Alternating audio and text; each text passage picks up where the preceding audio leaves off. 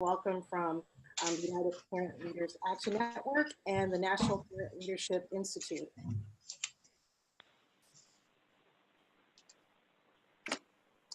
So here's a brief agenda. I'm welcoming you now and introducing myself. We'll do a history of the US Census, a really short one, and we'll explore the citizenship question, and then we'll end with a good amount of time for Q&A. So my name is Melvette Hill. I am a Danbury PLC Leadership Training Institute graduate. I graduated in 2004. I also work with the National Parent Leadership Institute as a communications consultant. I bring greetings from our co-directors, Donna Thompson-Bennett and Patty Keckison, who are also on the webinar with us today. We have a little bit of a delay. So before we get started, you can see our beautiful map there. It was so excited, it jumped to the next slide. I want to introduce my partner from the Parent Leadership Training Institute, who's also a graduate, Donna Kozer. She graduated from PLTI in I believe Plymouth. So Donna, you can get us started with what is the census? Sure. So thank you, Melvette. So what is a census? The simple definition is an official count or survey of a population, typically recording various details of individuals. Digging a little deeper, we can say that a census is the procedure of systematically acquiring and recording information about the members of a given population. The term is often used in connection with national population and housing censuses. Other common censuses include agriculture, business, and traffic censuses. Every 10 years, the U.S. Census Bureau takes a huge task, tallies up all the people living in the United States and recording basic information such as age, sex, and race. Oh, right into the next slide. So census of population are taken by governments to determine the number of inhabitants in their country and various characteristics of the population. So countries have counted their people for a long time: the ancient Romans, Egyptians, Babylonians, Icans, and others. Most did it in order to get the people to pay taxes or fight to be part of the military. The United States, however, was the first country to directly tie its census to political power. The census is a tool for representative democracy, which means they count the people, assign representatives to those people, also known as apportioning power, and they represent those people. So you can imagine that this has meant that those in power have used it to reinforce their power. But we will get into that into more detail on how this is played out with who gets counted on the next webinar. So lastly, you'll see the article section 2. The census was mandated by the US Constitution and has been conducted every 10 years since 1790. The US Census Bureau's official goal is to ensure that everyone is counted once, only once, and in the right place. So that can be found Article 1, Section 2, Paragraph 3 of the Constitution. Thank you, Melvette. Great. Okay. And as you can see on your screen, we have that article here. So I'll just let you all take a moment to look at that. This is an interactive webinar, so we want to make sure everyone's paying attention. You don't want to hear our voices all day.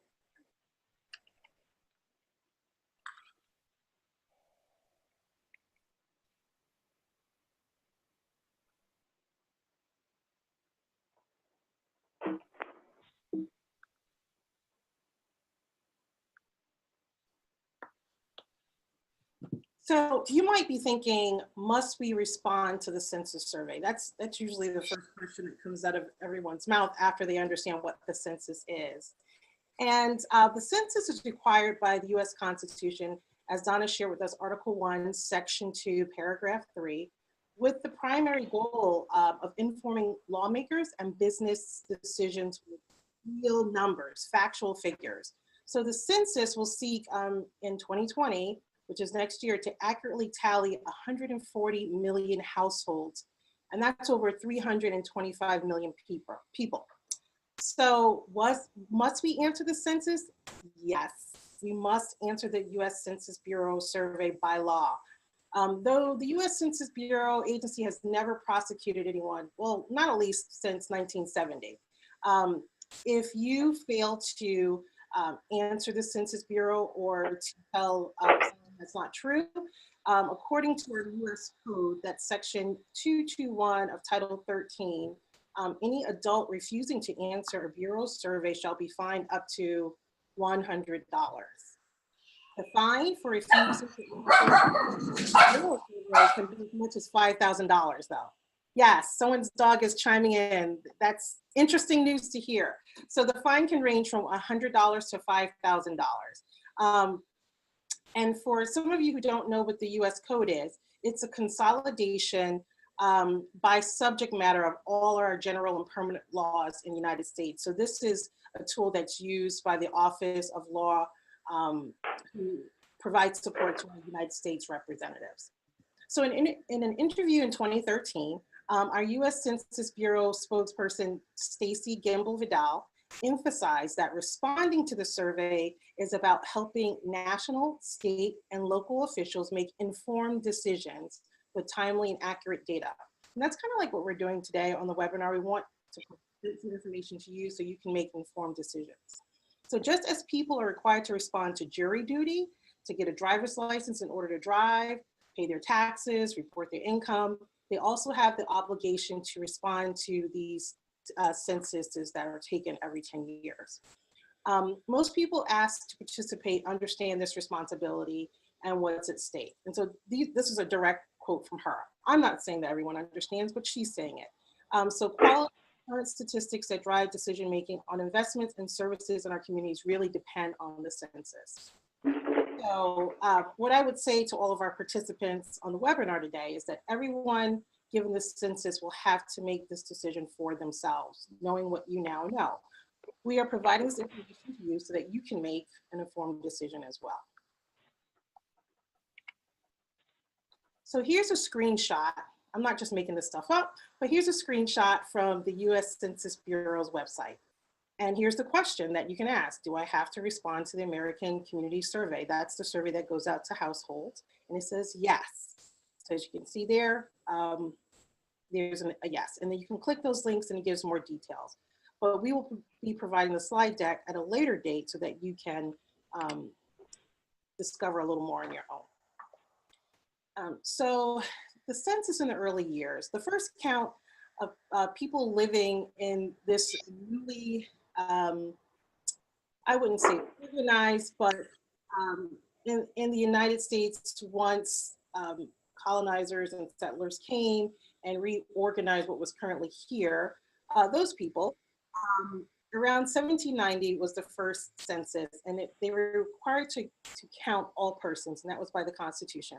At that time, what they did was send out US Marshals with these census takers, and they would go from home to home, house to house, every dwelling, and ask, right? They would knock on a door, slide back a curtain, whatever it was, and they would ask the number of free white males under the age of 16, those who were in the household age 16 and older. They would also ask for the number of free white females, and then other free persons, and then slaves. Now I'm going to pause there just to take a moment for us to process that. But I do want you to know that we are going to address that information that you just heard in another webinar that's going to be called Who Gets Counted. So I know that some of us have some feelings about that first identification of who was counted and who was not counted. But we're going to move on and save that for a later date. So by 1800, questions were added to get more detail on age of free and white males and females, along with other questions that they added in 1790. And then over the years, the census grew and it added questions that would help them understand product categories. They would ask questions about goods that were produced. They wanted to know this information so that they could help boost the economy. This was considered such great importance that the U.S. Treasury, Congress authorized the U.S. Treasury $2,000 to develop a statistical, wow, my words today, statistical report on this information that they got around those questions that pertain to manufacturing alone. It wasn't until the 1820 census that a good question about foreigners not naturalized was asked. So I'm just letting you know right there. In 1820, the question about foreigners not naturalized was asked. By 1850, more than a dozen questions were asked across 2 different types of censuses.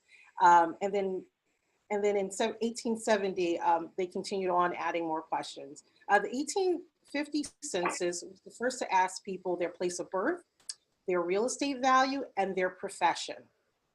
And then subsequent censuses would ask about naturalization. They would continue to do that until it was dropped in the 1960 census, which is why the citizenship question being added back is questionable for many people. But we'll come back to this later. Our friends at UPLAN will address that. Over the course of the last 230 years, the census has changed and it's stretched and it's evolved. And we've come to this thing that happens every 10 years. Their goal is to count every person once, right? No duplicates. And they want to make sure that they record the name, the age, the race, the residential status, and relationship to others in the household. So they might ask, who's the mom, who's the dad, are they grandparents, are their children? The American Community Survey, that's what most people know the census as today. Sorry, my slides are slipping. Is also part of the census. So it's just one part of the census, but it has a large array of topics. And households aren't the only ones who are part of the census. We also have businesses and other parts and people in commerce who are involved as well. Okay. So that brings us to the 2010 census. So the 2020 census has gotten a lot of news over the past year because of the decision to reincorporate the citizenship question on the short form. It's called the short form because before 2010, there were always 2 forms. There was a short one that went to a small group of people and households with questions, and there was a long form that went to a sampling of households. So for the 2010 census, there were only 10 questions on that census. And the questions were something like, how many people were living or staying at the house, apartment, or mobile home? Were there additional people staying there past, April 10th? So they quartered it off by year. In this house, apartment, or mobile home, was it owned? Was it rented? Was it mortgaged? Was it occupied? What is your telephone number? What is the sex of the person? Age, date of birth? And then question 8 was, is the person Hispanic, Latino, or of Spanish origin? And then the other question was, what is race? And then does this person sometimes stay somewhere else?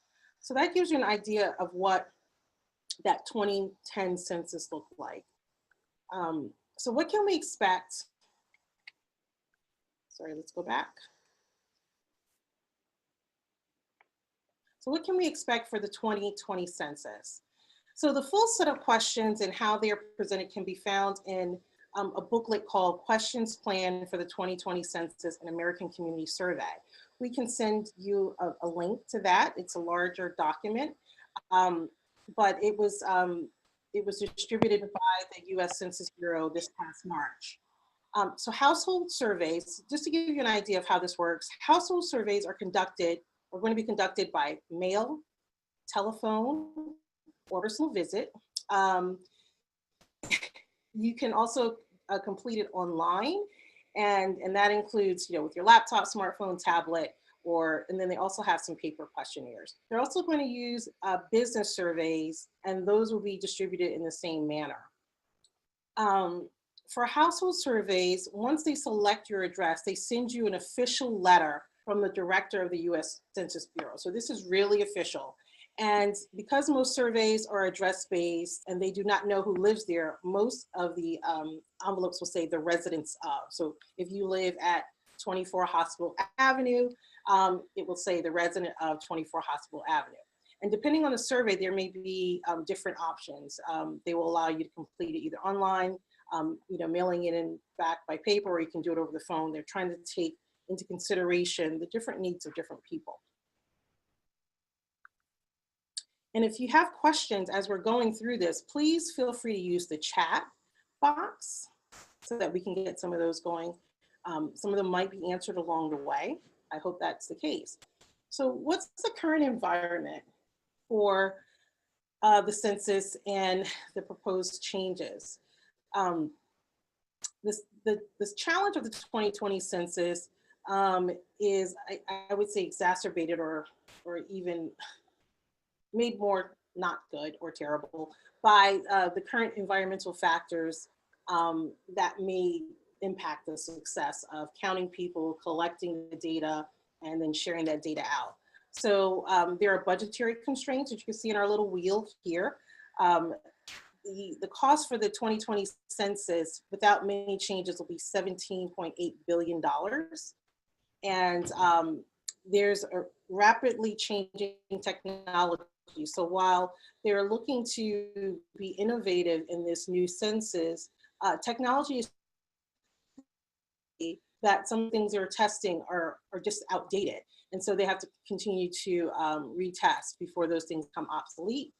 There is an information explosion going on, and that too is a challenge for the Census Bureau. And then, as you can see here, there's a distrust in government. People are concerned. There's a lot of concern about information security and privacy and confidentiality, and people giving their information to the government and what the government will use that information for. There are declining response rates. So over the years, they've seen less people respond to the census. And I would also add there that there are people who have not been counted because they are harder to access or might not want to be counted and give their information. We have an increasingly diverse population. And so this, looking at the demographic and cultural makeup of our country, this poses challenges for people who do not speak English as their native language, and making sure that the census is sent out in a way that people can understand, and it's articulated in a way that people can answer properly. And then there's the thoughts and the idea around informal, complex living arrangements. Households look very different today than they did 20, 30, 40, 50 years ago. And then we have a very mobile population. People are transient. People move more frequently. And so it's harder to track people and have them counted. So that's just a snapshot of the current environment, and just to provide a little context for the census. But before handing it over to our next group of speakers, who will focus on the citizenship question, I think it's important to come back to why that naturalization question we saw prior to 1960 was discontinued.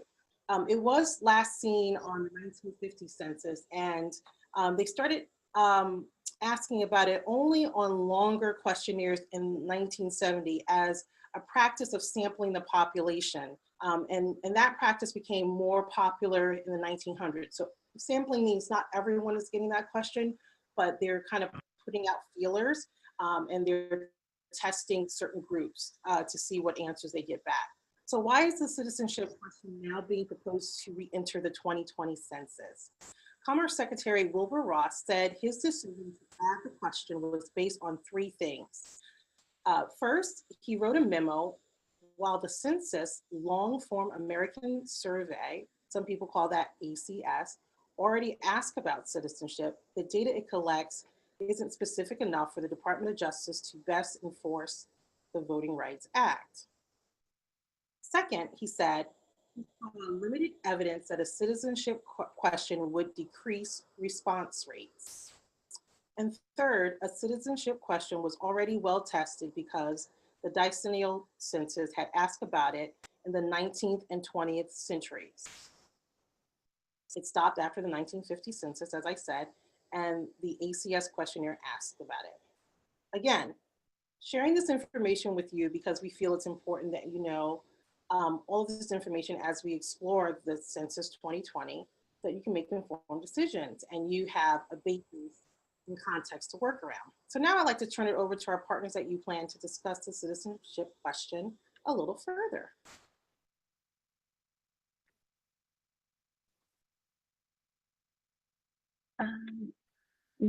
Yeah, this is Rachel from UPLAN.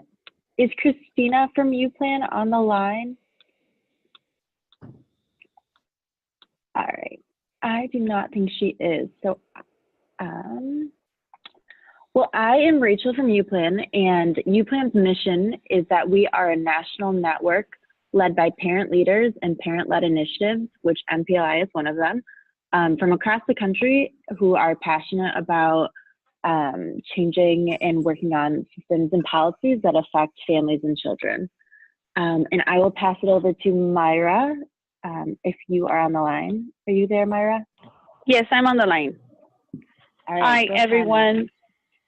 Hi, everyone. My name is Mayra Murillo. I'm currently residing in Southern California. I'm with the Parent Engagement Academy. And the citizenship question that is going to be, that is currently being disputed and is probably going to be in the census is this person a citizen of the United States? And the respondent will have to select one of 5 categories to describe the citizenship status for each of the persons in their household. This is going to affect, in what we consider, the citizenship question will discourage participation among millions of households. Legal residents, mixed status families, undocumented residents, and others. If there's low participation, people will go uncounted and the results of the census will be inaccurate. As we know, Latinos and Asian population are the highest immigration populations growing in the United States today. And this is not just going to be an immigrant issue. It's going to be an inaccurate account for every person living in the U.S., regardless of their citizenship status. So we've been passing around the flyer that UPLAN gave us, and the flyer, the way that we presented it at schools, because mainly our demographic is parents at schools, we presented it as schools will lose funds in their infrastructure. Free and reduced lunch will be affected. Book purchasing and replacements will also be affected. Title I and Title IX will be affected. Special education, the number of teachers and counselors, speech therapists, assistants hired, the buildings of new schools, all of that will be considered.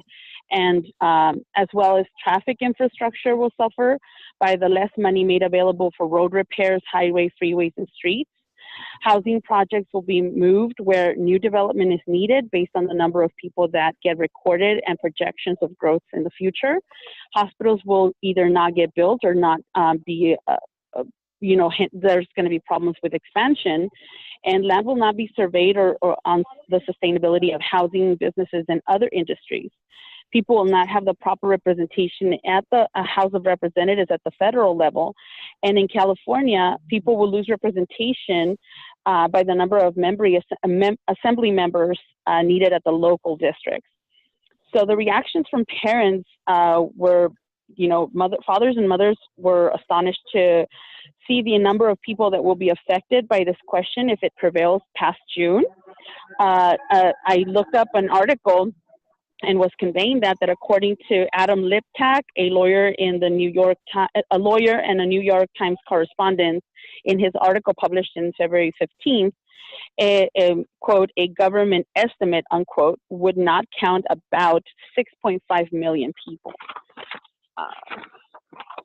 Based on that, they shocked on the amount of services and distribution of resources that will be influenced by the number of people counted and the projections of growth that will be made by redirecting funds of growing populations in certain communities. They also were questioning how resources that help reduce homelessness, increase the number of children in public education, and increase the housing developments for low and middle income families would also be targeted. So when we were talking to them, we tried to meet with them at their level, asking, well, what should be done, first of all, so they can start seeing that it's part anyone that resides in the U.S., how it should be addressed. And then another way, once they answered that question, we asked them, well, what can you do? And some parents felt compelled to call the representatives. Others talked to their neighbors. Others would follow the news more carefully. Others said that they required more information, but overall, they all reflected concern. Parents found the flyer very helpful to talk to other people about. And once it was posted on Facebook, I started noticing that people were sharing on their own link. I did a presentation at college. Right now, I'm also a student. And in the classrooms, they were very receptive of the information. They mentioned a desire to support by spreading the news and asking others to contact the representatives. And I'd like to close this by also addressing what was also published in that article. By its terms, therefore, the Constitution mandates that every 10 years, the federal government endeavor to count every single person residing in the United States, whether citizen or not citizen, whether living here with legal status or without. And this was a quote by Judge Jesse M. Furman of the Federal Court, District Court in Manhattan, as reported by LibTech. So thank you so much for speaking, and now I have to go back to class. Thank you, Myra, for sharing that. This is Rachel again from UPLAN. And we had another parent lined up to speak with you guys, but she's having some technical difficulties. So as Myra just mentioned, you've probably heard or seen this in the news, this issue in the news. There have been multiple lawsuits going on in New York, California, and in Maryland. The case in New York and in California, both of those have had their judges, their federal district judge rule on it, and they both ruled in favor of the advocates, saying that the process in which the Department of Commerce tried to add this question was unlawful, and that the harm would just be very consequential to everybody living in the United States.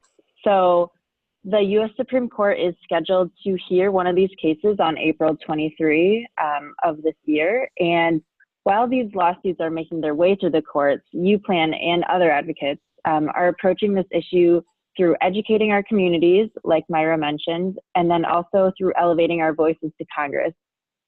Congress can take legislative action right now, and they have the responsibility to protect a fair and accurate census count. So parents from across the country are holding their Congress representatives accountable and asking them to remove the citizenship question through legislation. So we have had parents like Myra and another parent, Christina, who have really taken charge in their communities and informed their legislators, their neighbors, and their family members about why the census is such an important asset for all communities, not just immigrant communities, but this question, how it can impact all of us. So the flyer that Myra was talking about was one of UPLAN's campaign resources. It's just a very brief fact sheet on what the importance of the census, or what the importance of the census is, and how you can take action to contact your members of Congress as well. The other parent might still jump on, so if she does, we will have her introduce herself and explain how this issue matters to her. But otherwise,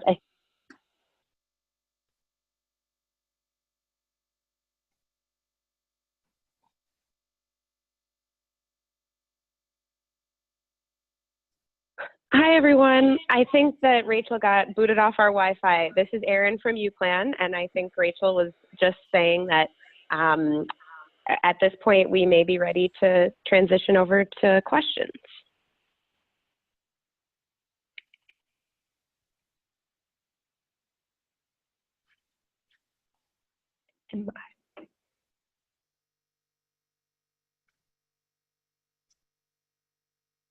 So are there any questions?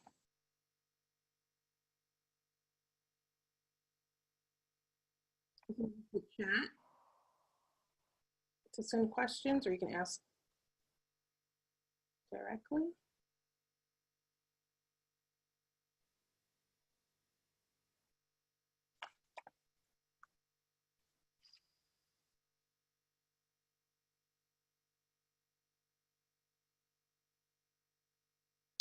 Hi, Melvet. This is Manish Dixit from Rochester. Hi. Melvet, one question I have for yourself or for the UPLAN team. So from what I understand, this question was added back to this census on the request of the Department of Justice to the Census Bureau. So do we have any information on what the Department of Justice intends to do with this data once they obtain it as a result of the census?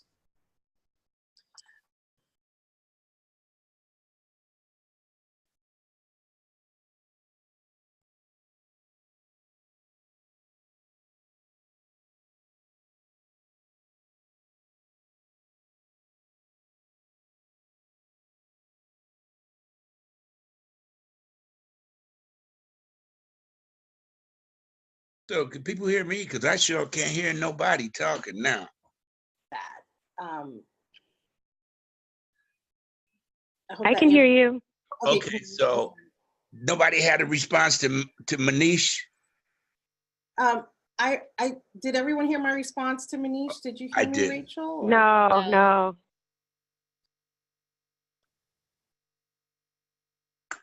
Melvet, we couldn't No, hear Melvet, you. we couldn't hear you. It's like you're frozen. Can you speak again and make sure you're not frozen?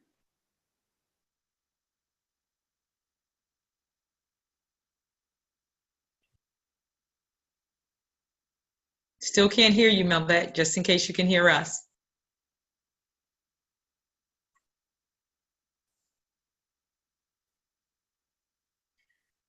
Rachel, can you answer that?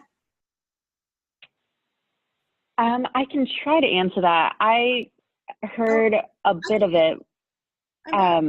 So was the question, what does the Department of Justice gain from having the question? Or, I'm sorry, I'm reading the chat box question. So I think if you could quick repeat the question, that would be helpful. No, Melvet is back, it sounds like. Go ahead, Melvet. Looks like there's a lot of freezing going on. Okay, so I was answering Manish's question. I'm not sure how much of it he heard, but it's the Commerce Secretary that posed, that had the question added back. And he said he did it because he wants to make sure that they're upholding the Voting Rights Act, which means they were implying that there were people who were voting who were not citizens. And so he felt that he wanted to make sure that people were citizens who were voting. So he wanted to add this question onto the census. I know what that sounds like. Yeah, that sounds like garbage. That is just a direct quote. And when you get the deck, you will get that direct quote from the Commerce Secretary, Wilbur Ross. I would add that Rachel did mention the lawsuits that were involved. I'm a New Yorker, by birth, and always will be a New Yorker. And you gotta almost love the Southern District of New York because they were involved in this lawsuit with the ACLU, and they even wanted to question the Commerce Secretary, but the US Supreme Court would not allow them to do that. So I'm just putting that there for people to ponder the importance of the motive behind adding that question back. They won that lawsuit, by the way. And so, Manish, I hope that answered your question. Were there other questions? It looks like because I got kicked off, I missed some chat questions. So, yeah, so I got in on this a little bit late. So I hear there's some kind of court case going on April 23rd. Is there any chance that that question is going to be removed for this year's census? I'll let you take it, Rachel.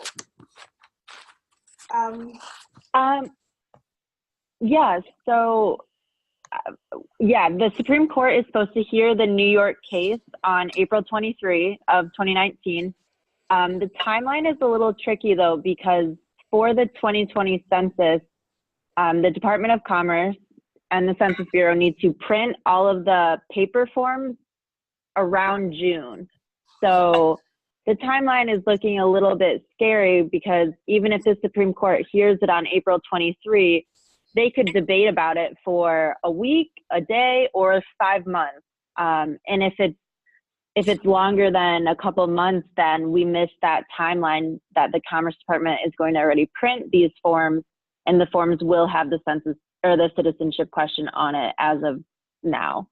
And that is why we think, you know, Congress can take action. And so hopefully Congress could pass legislation to remove the question. But for now, it is completely up in the air if it will be on this census form for 2020.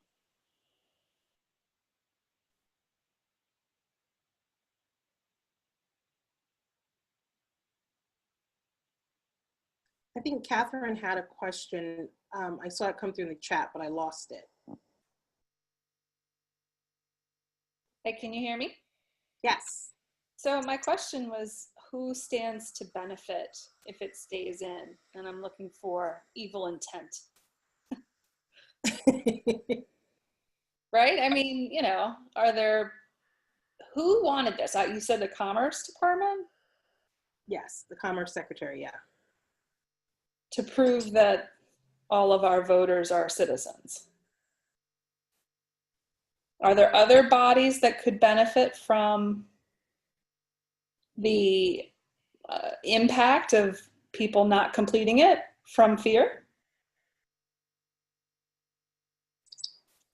So I believe some Republicans can benefit from it, from the gerrymandering that has gone on, where they redistrict, did some redistricting in our neighborhood. Okay. So I would say I would reframe the question and say, who then, what do we lose? Right? And so when we're looking for a fair and accurate count, we lose a lot of that. People are afraid to take the census. It affects funding. Mm-hmm. So if we don't have people taking the census, no matter who they are, whether they're a citizen or not, or no matter what their status is, we lose funding, right? We lose funding for services, for language services, for healthcare, so many other things. And then there's also the political power piece where we lose representation.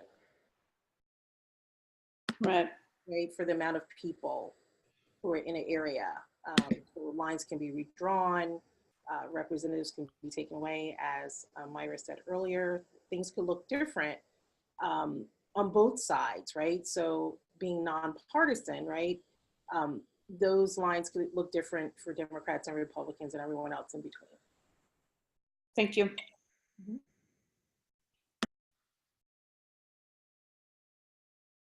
Other questions? Those are good questions.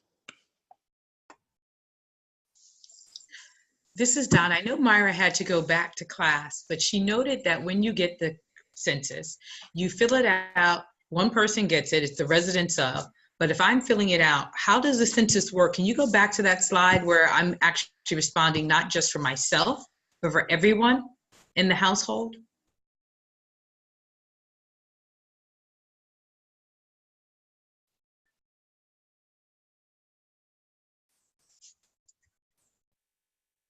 Donna, is this the slide that you are thinking of?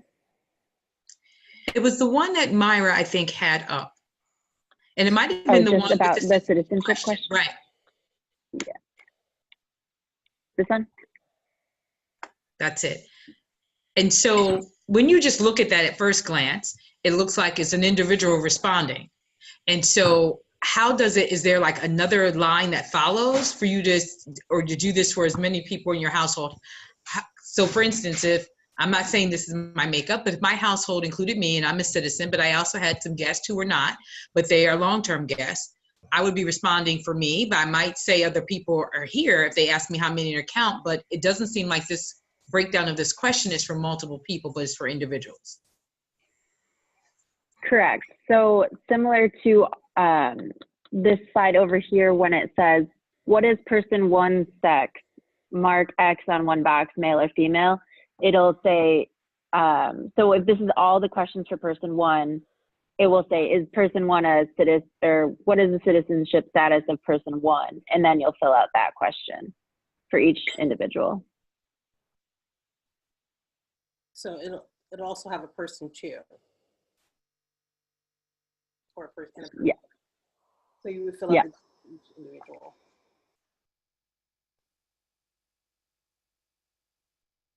Other questions?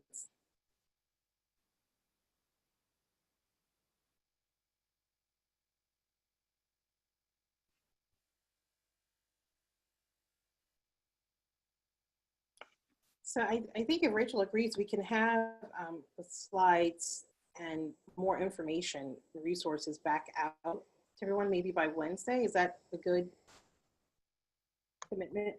And so that will include some of the documents that we reference and some links. And then also there's an opportunity to submit public comments, and we'll include that as well.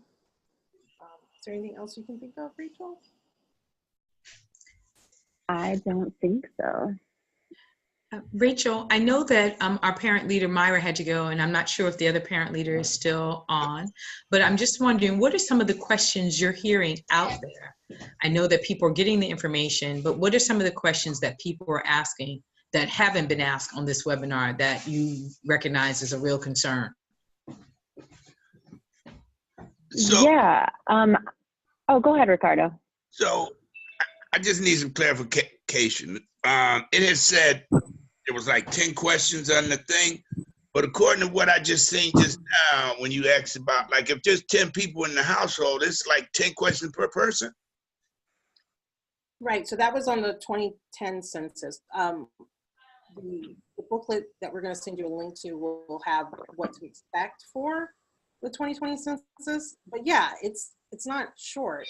We are asking a good amount of information, and we might think that 10 questions is a lot, but I would say even in NPLI and PLTI, when we're doing evaluations and we're doing things to collect data and see outcomes for our parent leaders, we ask a lot of questions too.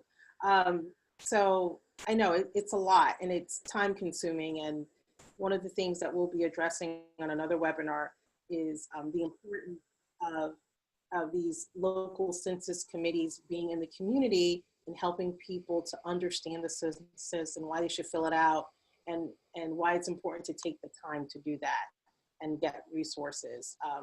You know, if someone needs language translation or things like that to be helpful, there are committees out there that are doing that work locally and statewide.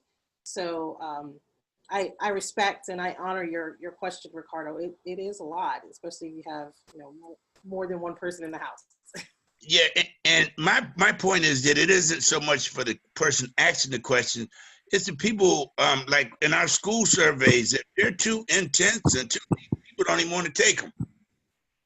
That's just another reason for them not to want to participate in the census.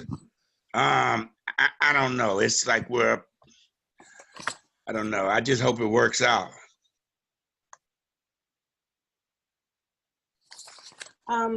So Catherine has a question here. Will the information shared in the census be sent to ICE or other agencies? Do they state that there is any sort of protection for answering honestly? So, this is taken from the Census Bureau's website, and I'm just going to read it. So it says, the U.S. Census Bureau is bound by Title 13 of the United States Code, making it unlawful for any Bureau employee or the Bureau to disclose or publish any information that identifies an individual or business. This holds for all government entities as well, such as the FBI. And for all census data, the 72-year rule applies, where they are not allowed to release your data for more than 72 years in any case. Okay.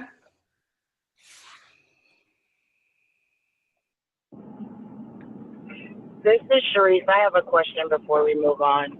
So I heard that you said that you look to go to court on this on the 23rd. It depends on how long it takes them to decide or rule, but we're in a rush, right? And paperwork will still be printed out or whatever. So what happens if they rule in our favor?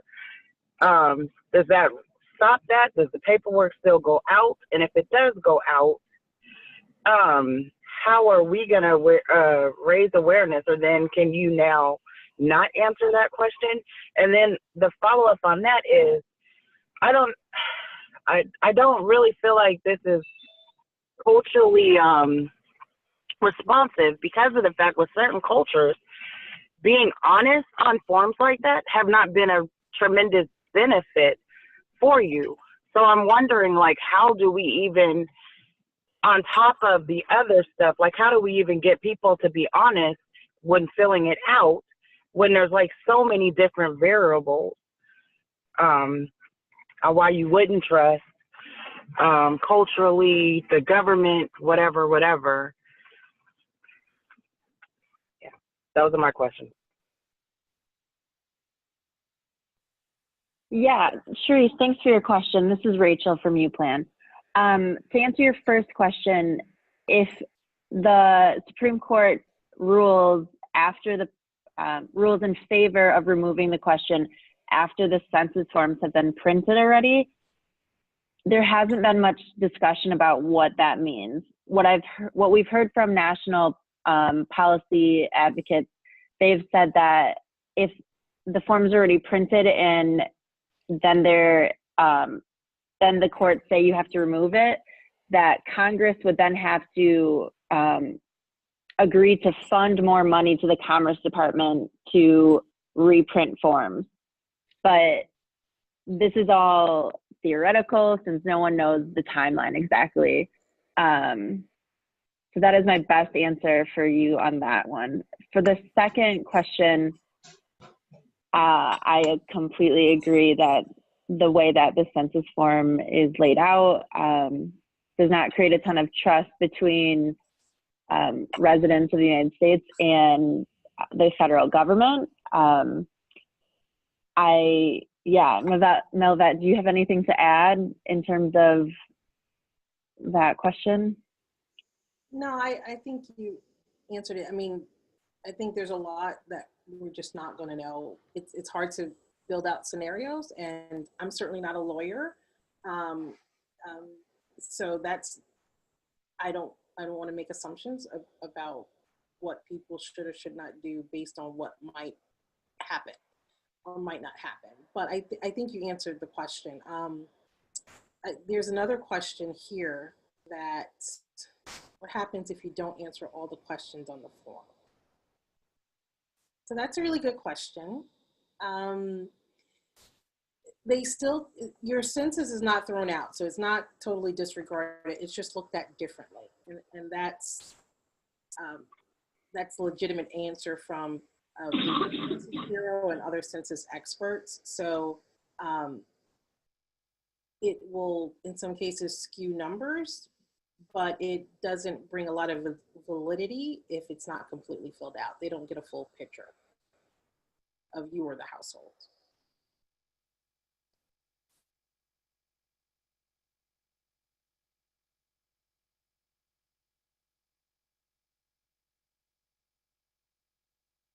You know, I was just thinking about the people who are on Section 8.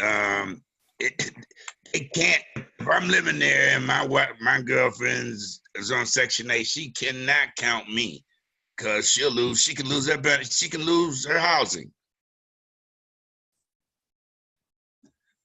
That's just how they keep families broke apart, man. And so, it's like, it's a serious, serious issue. We should have been working on this 5 years ago. You're right. Yeah, it does bring up a good point, you know, especially when we look at a lot of other things, not just the census, but also looking at housing and families and resources for families that are not traditional families. And so we do continue to have those challenges. in every state. So this is Carolyn. So can I just ask, so to Ricardo's point, and I had to mute for a second, so I apologize if this was said before, if this was already said, so just tell me if so. But to Ricardo's point, how is the information from the census shared with other state and county departments? Like, I guess I mean both like legally and possibly otherwise. Are there structured ways the information is shared out in a way that then could hurt benefit systems, hurt people receiving benefits through systems? No. No. Okay. So everything that's shared is confidential. Great. So can you go back to that slide, Rachel, the questions? I mean, to my understanding, right, they refer to it as like person one. I mean, they have like a household number, right? Like your address, but then people are referred to as persons, right? So here's your last name. There we go. That is it. Technically, it's not supposed to affect your benefits of any sort, right? Based on the information your information is not supposed to be shared. It's supposed to be shared with good intent for services and apportioning power and representation. I can't say that doesn't absolutely happen, right? Because I don't know. I don't work in government. I don't work for the Census Bureau. I don't work in those levels of power.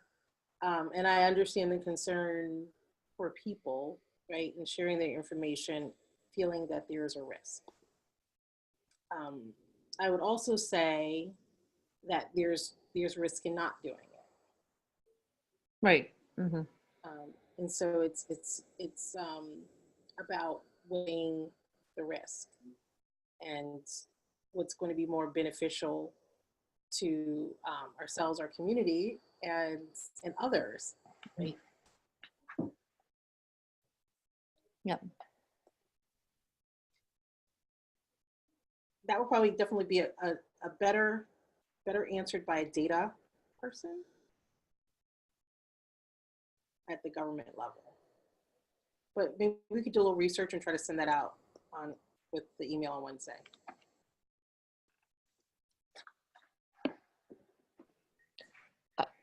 And I don't know if other people are seeing, but Catherine just posted a question in the chat also about if we have any idea what the participation rate has been historically in the undocumented population.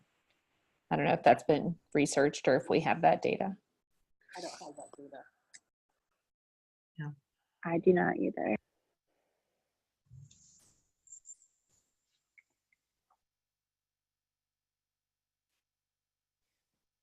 But what we do know is that the underrepresented populations typically are undocumented people and communities of color and lower income people.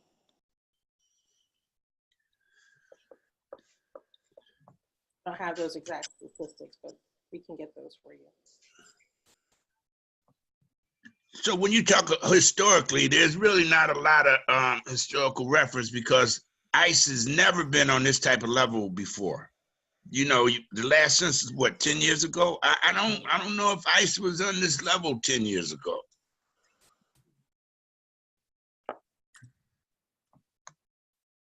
I hadn't heard of them.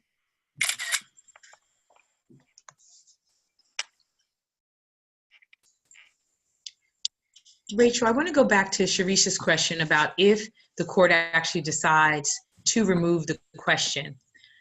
Has anyone, or have you heard any rumor of, instead of them saying, we need to figure out if we can pay to reprint, can they just issue some type of change in policy law that you don't have to answer that question? that question is no longer a valid question, so it doesn't need to be addressed. Just ignore it. I'm just thinking from an environmental standpoint. Absolutely. Yeah, I have not heard much about that. I think most advocates are focused on census engagement and these lawsuits and calling on Congress rather than focusing on the what ifs and hypotheticals of what happens next. Since there's so much uncertainty on if it's going to be on or not, I think most of the energy has been put toward awareness and engagement for now. So I haven't heard, but that is definitely something we can look at as well.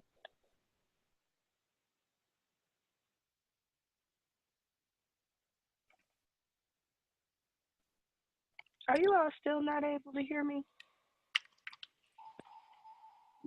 I hear you, Rose. Now we do. Oh, I've been trying to ask a question for 30 minutes. Yeah, and it's kind of to the point that Sharice made and somebody else made. But I think it's imperative that we come up with a strategy around the questions that I've been hearing and trying to present the importance of communities who haven't normally, for fear's sake, done the census. What will be the backlash, or what? And maybe the conversation needs to be a weight, like what's more important to have them scrutinize your subsidies or services, which they already do, or how? I mean, I think we need to figure out a way to frame that to folks, because a lot of people have that question. It's like, okay, I understand we could get more reps. I understand the schools could have more funding.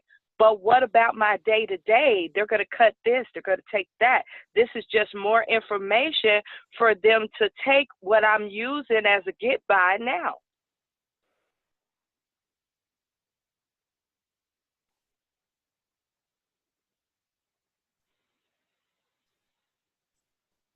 So,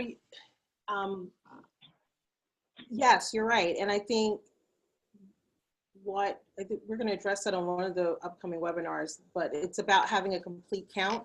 So these complete count committees that are in, I believe, every state address those types of issues, how to help everyday people understand why it's important to take the census and to do the survey. And it's, like we're doing right now, like we're having this discussion.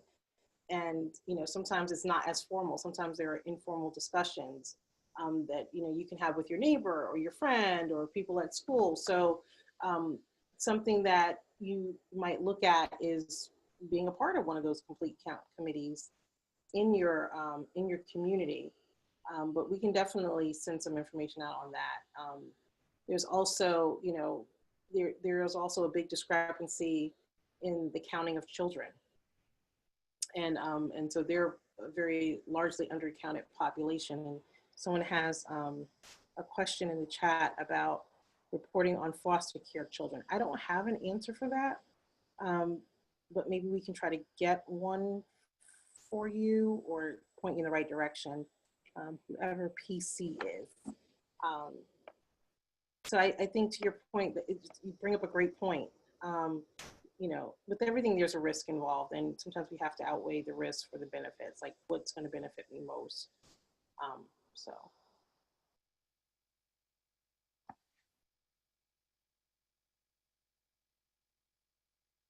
Okay. So here's our contact information on the screen for Donna Thompson Bennett and Patty Keckison. Donna was very vocal and shared a lot on the call. Some of you might recognize her face. Patty's on as well. And if you have any questions, you can reach out to us by email and check out our website at www.parentswholead.org. You can also find us on Facebook.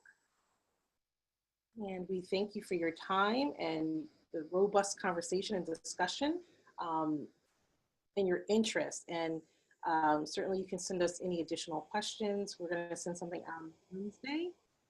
to follow up with the call and try to address some of the questions that were unanswered today, and also give you some information on the upcoming webinar topics. Rachel, do you have anything else? I do not. In the follow-up email, UPLAN will also add some of our campaign resources. That's like the informational flyer and our call script if any of you would also like to call on your members of Congress to take action to protect the 2020 census. But otherwise, we will be in touch soon. Thank you, everyone. Thank you. Goodbye. Bye, Ricardo. Bye.